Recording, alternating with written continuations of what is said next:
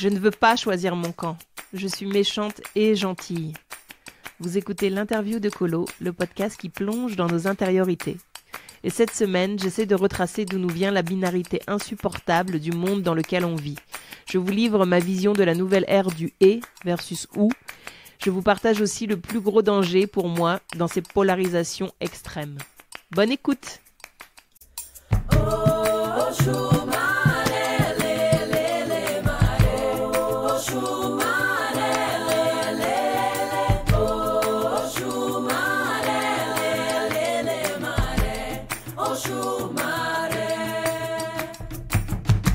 Bienvenue dans la Colosphère. Je suis Colo, artiste entrepreneur aux multiples facettes.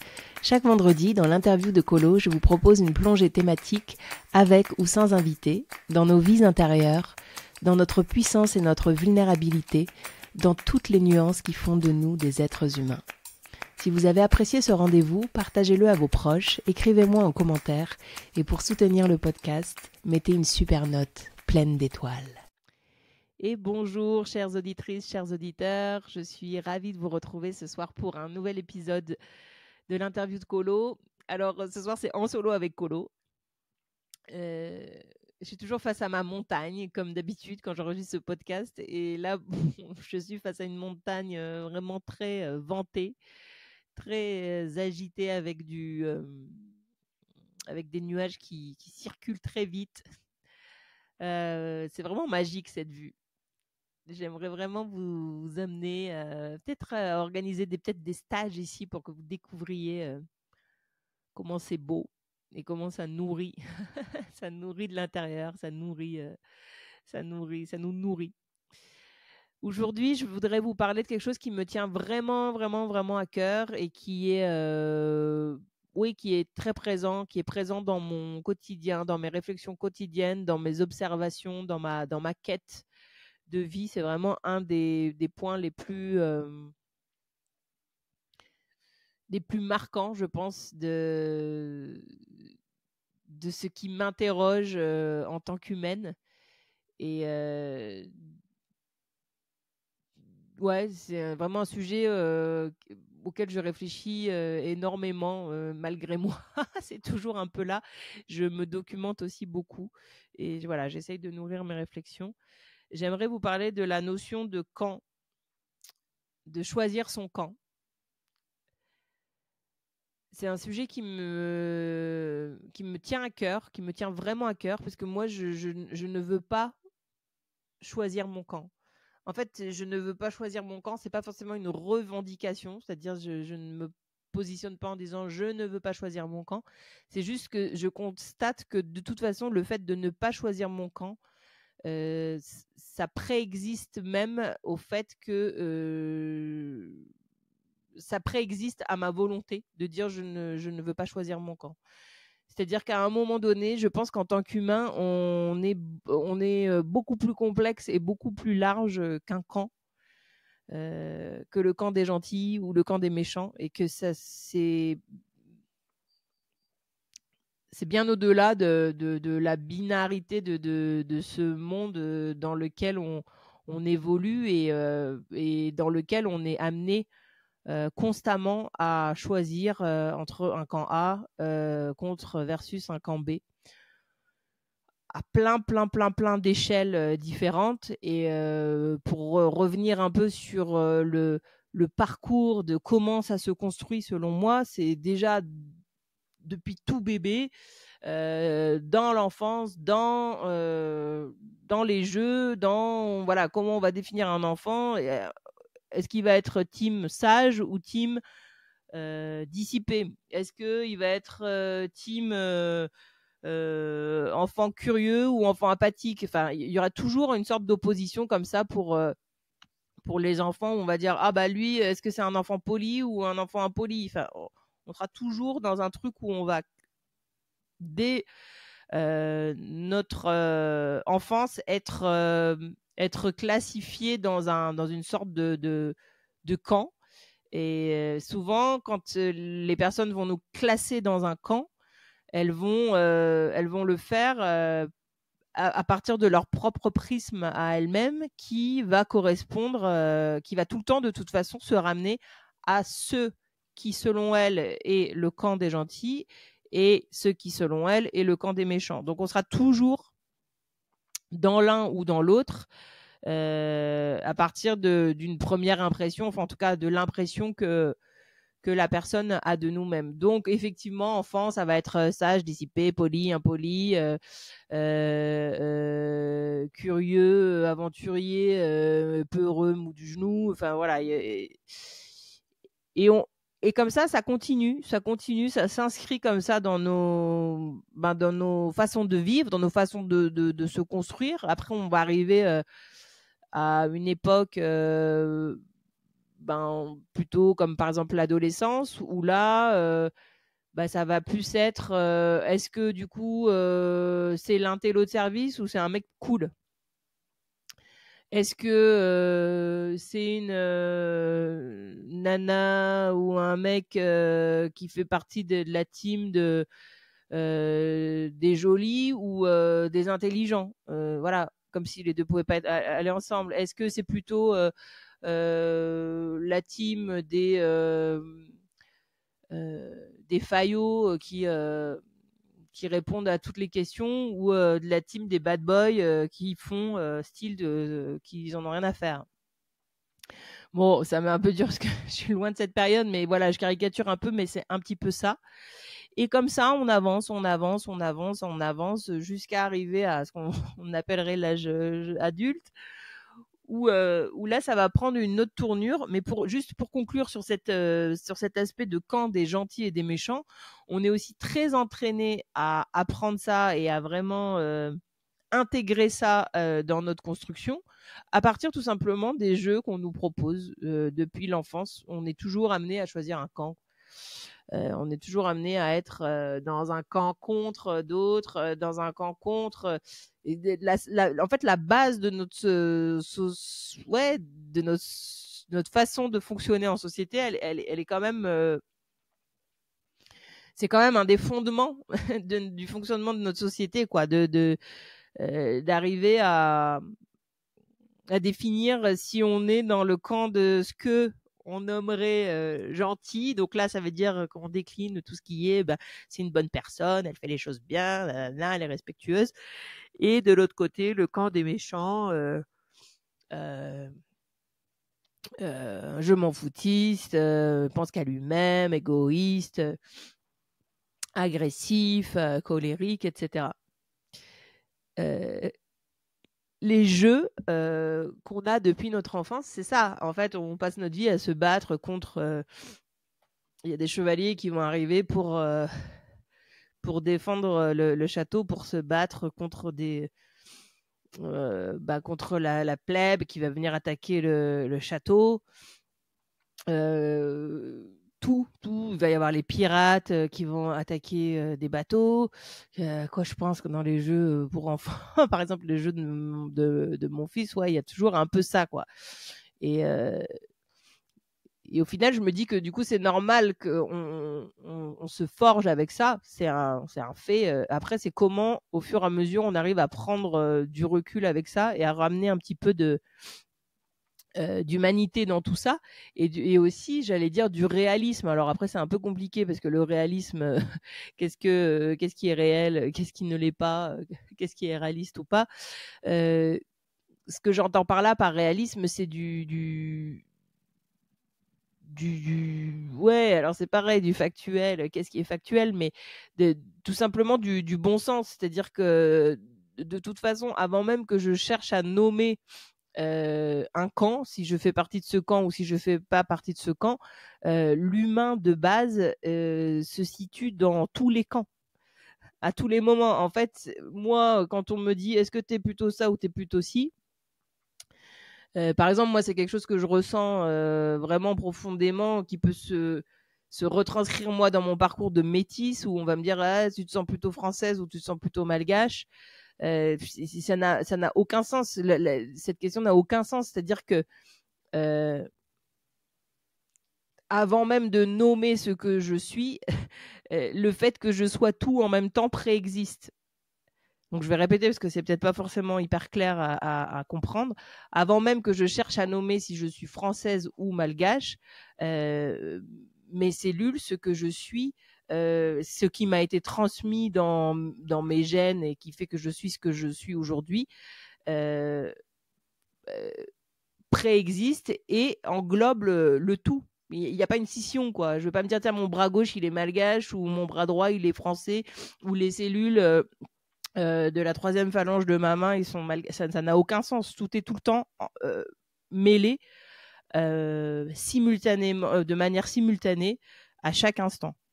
Et ben, moi, c'est quelque chose que je ressens vraiment très fortement par rapport à cette caractéristique de métis, mais en fait, qui pour moi est une sorte de microcosme de ce qui se joue pour tous les humains en dehors des questions d'origine. C'est-à-dire que pour moi, j'ai envie de dire, encore une fois, comme je l'ai dit au début, pas pour revendiquer, mais juste rappeler que de toute façon, ça n'a aucun sens. Je suis tout le temps. Je suis tout à la fois. C'est-à-dire que oui, je suis à la fois hyper généreuse, empathique, à l'écoute, sensible, et au même moment, de manière simultanée, je suis une grosse bourrine, une grosse conne, une personne hautaine. Enfin, j'ai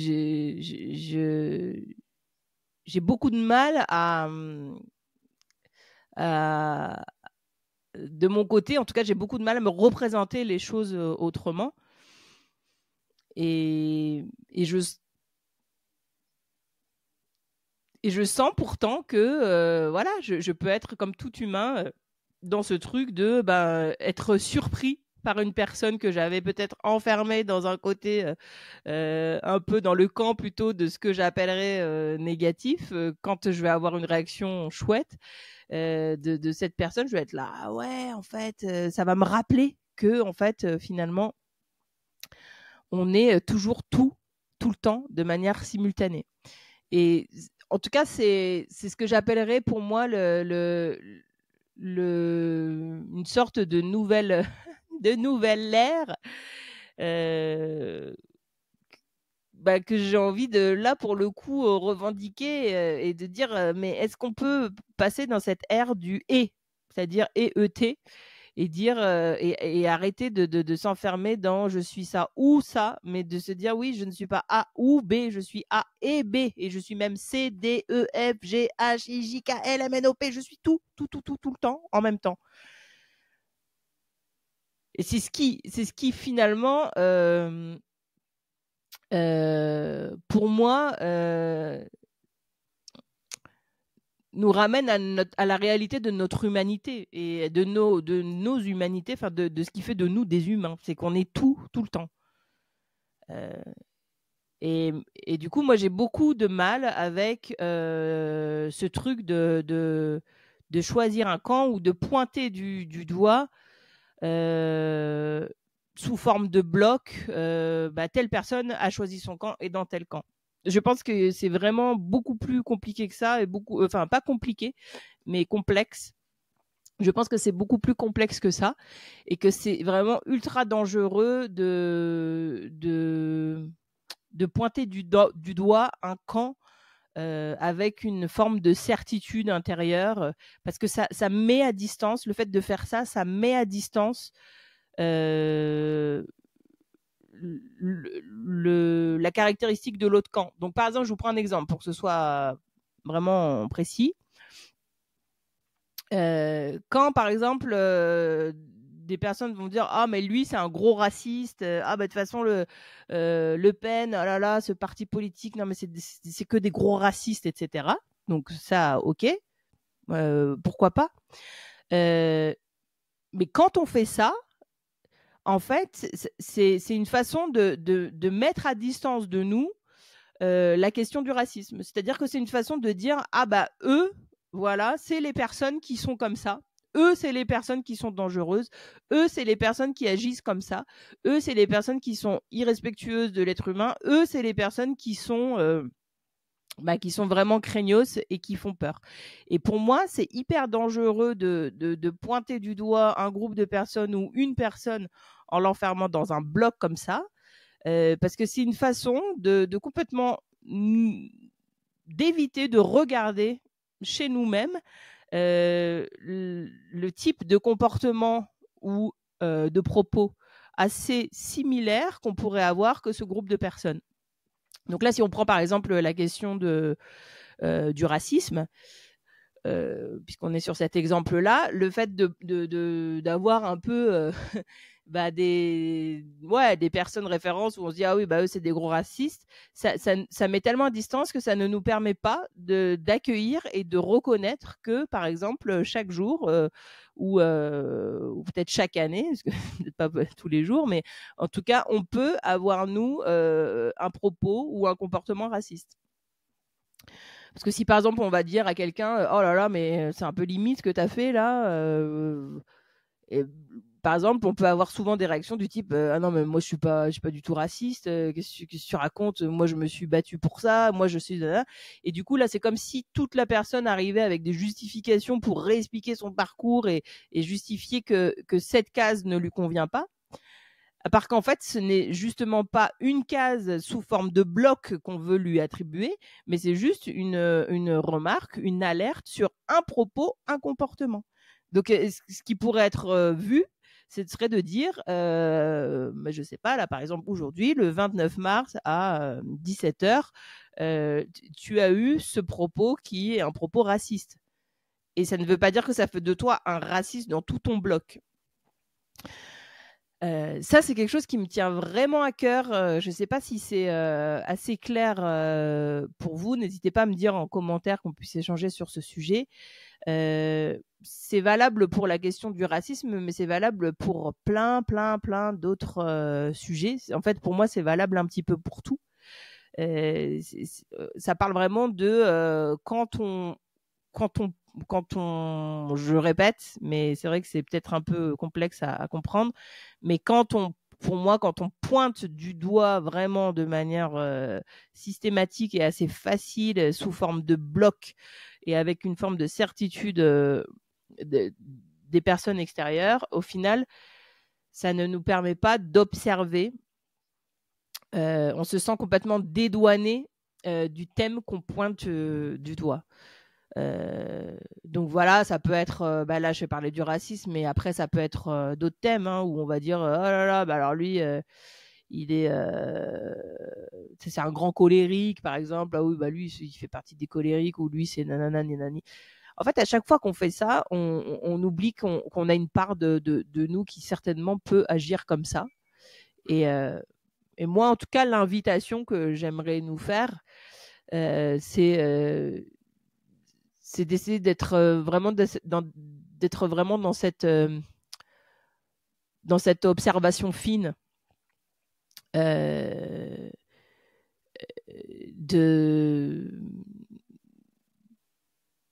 dans cette observation fine et subtile de ce qui se joue dans ces moments-là.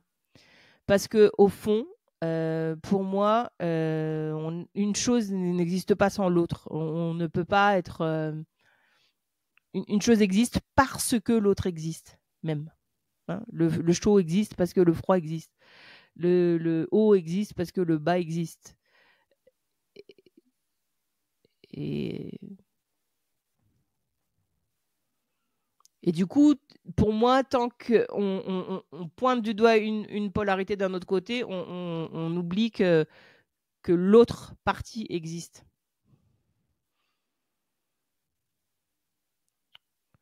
Et on peut le faire aussi ça pour nous, quoi. Hein, souvent, on peut aussi qualifier, par exemple, si on qualifie, je dis n'importe quoi, quelqu'un d'intelligent, je sais pas quel est le contraire d'intelligent, c'est un peu peut-être con comme comme mot, mais bête, je sais pas, voilà.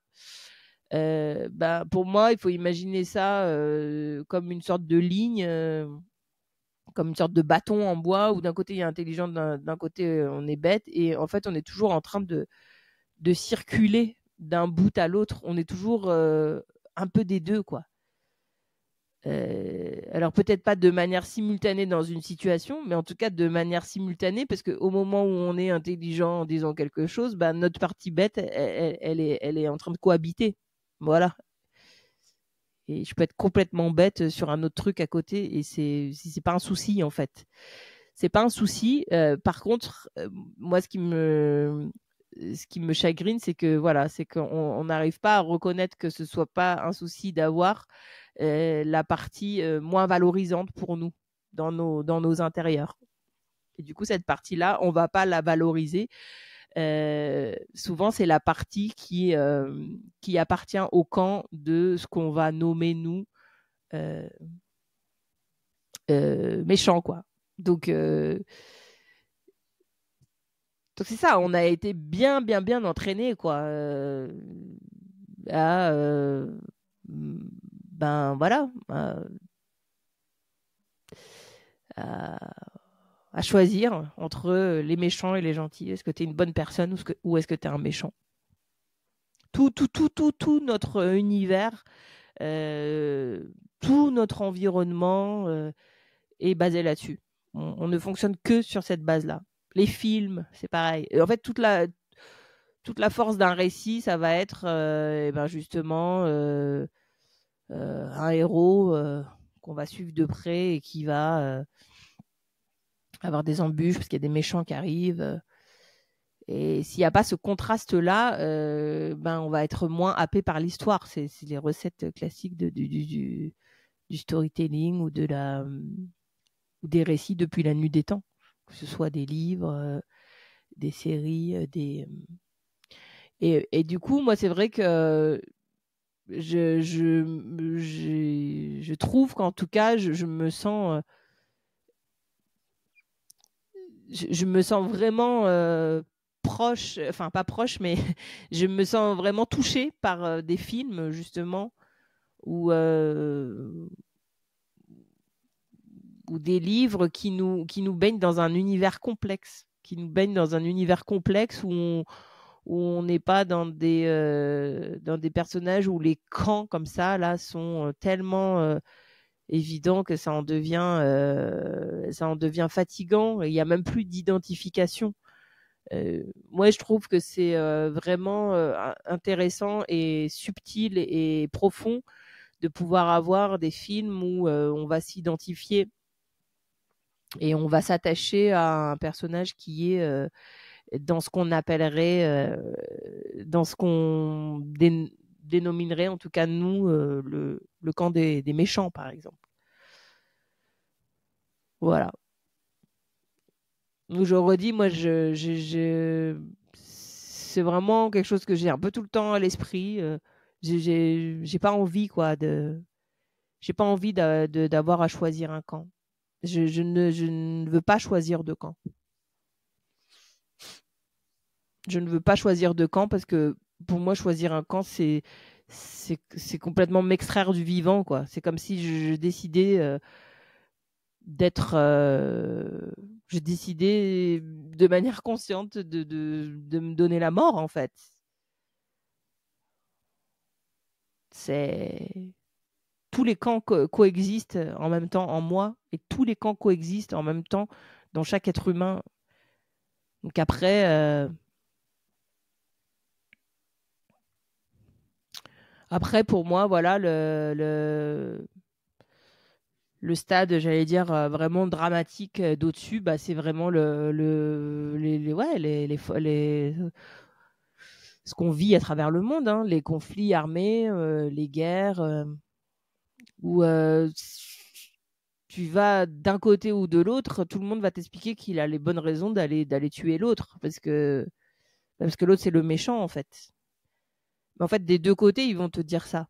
Donc ça veut dire quoi? Ça veut dire qui a raison au final? Donc après, comme on est très entraîné à avoir un inconscient collectif sur ce qu'est censé être un gentil et ce qu'est censé être un méchant, et que ben on est entraîné depuis petit, et puis qu'après on a des formes de médias qui nous drive un peu, qui essaye de driver un peu nos vies par la peur, par la psychose, forcément, ça recrée à l'échelle adulte des inconscients collectifs sur le camp des méchants. Donc après, c'est comme ça qu'on ne peut plus discuter de manière sereine dans des soirées amicales, dans des soirées en famille, parce que c'est devenu quelque chose qui est tellement collé à nous-mêmes, cette histoire de camp de gentils, de méchants, et qu'on n'arrive pas à s'en décoller. Il n'y a même plus d'espace pour arriver à redescendre, à essayer de regarder la chose de plus haut et de regarder ce bâton de bois où en fait on est tout le temps en train de naviguer entre les deux pôles. Et souvent, quand on va pointer du doigt quelqu'un de manière assez formelle et claire de méchant, on a cette même part à un autre endroit qui est moins visible, qui est en train de s'activer chez nous, qu'on a pu faire par exemple la veille ou qui va se passer le lendemain. Et on n'en a même pas conscience. Donc l'échelle dramatique de ça, je le redis, pour moi, c'est quand ça arrive à l'échelle des nations, quoi. C'est-à-dire que ça a vraiment dépassé quand on a dépassé la notion de chaque humain et de ses collectifs respectifs, donc les cellules familiales, puis après les cellules amicales, les cellules de collectivité avec l'école, le travail, etc. Quand on a dépassé tout ça et que et que ces choses-là elles se jouent à l'échelle de nations, mais en fait c'est une dinguerie. Je pense que tu peux aller dans chaque guerre du monde, demander aux gens pourquoi ils font la guerre et ils vont toujours t'expliquer qu'en fait les autres c'est des méchants. Ils vont retracer toute l'histoire avec leur angle de vue de les autres c'est des méchants. Donc et des deux côtés. Donc moi, je redis que je ne veux pas choisir mon camp. C'est vraiment important de... Je ne veux pas choisir, c'est pas mon camp, je ne veux pas choisir deux camps. Et je redis que c'est vraiment hyper complexe. Et en tout cas, pour moi, cet épisode-là, il me tient vraiment à cœur, notamment en ce moment, d'autant plus en ce moment où ça fait très longtemps qu'on baigne dans... Moi, de toute façon, je pense que depuis que je suis née, je baigne dans...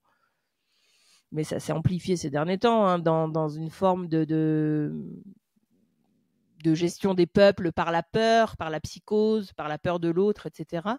Mais je crois qu'aujourd'hui, on est vraiment dans une période où on a des choix d'annonces, des choix d'intervention des nations qui sont vraiment au service de la division, de la division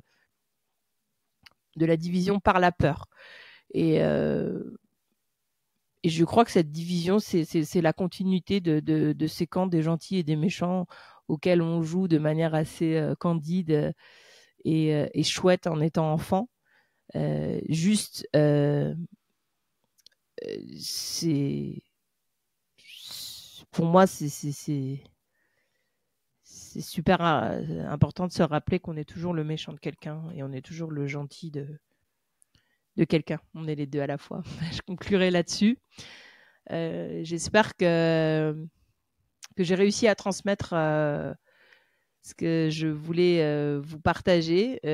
Quand je dis ça, c'est que j'espère que ça arrivé jusqu'à votre cœur sans trop de complexité. N'hésitez pas, on peut continuer à échanger là-dessus. Et bien, toujours au plaisir dans les commentaires, par email, en DM. Et aussi, je vous rappelle que si vous voulez approfondir ce sujet, je vous propose un espace pour vous interroger, vous, dans votre intimité, un petit espace d'introspection où vous pouvez prolonger le thème abordé dans le podcast. Vous cliquez sur ressources podcast sous l'épisode pour y avoir accès. Eh bien, je vous souhaite une bonne semaine et je suis trop contente de vous avoir partagé ça parce que c'est vraiment important. C'est vraiment important pour moi. Bonne semaine!